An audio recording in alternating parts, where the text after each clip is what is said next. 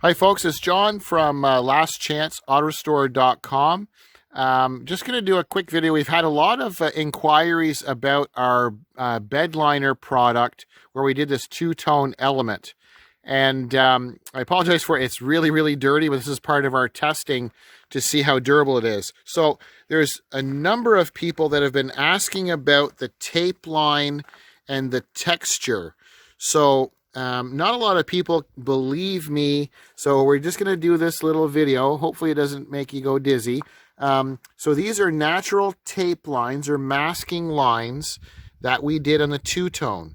And most people are saying it's very difficult or impossible to do this Bedliner type material and have a nice crisp line or bleed through. You're going to have to do a sticker or a pinstriping.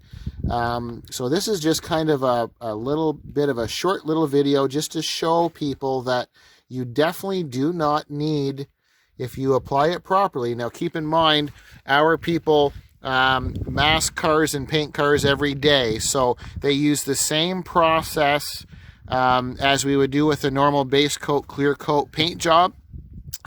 So one of the questions is the product being, because it's a texture, and then the other one was the ability to mask it. So hopefully it's not making you dizzy here when we tape this, but you can see the nice texture, the tough texture, and it's a very, very clean, crisp line.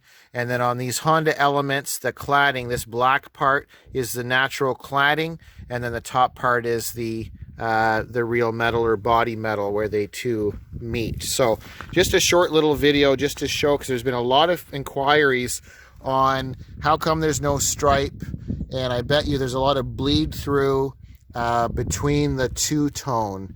So you do not necessarily have to add striping. If you want striping, obviously we can do it, but you can see that nice texture. So that's our Last Chance green. Some guys would call it Kawasaki green.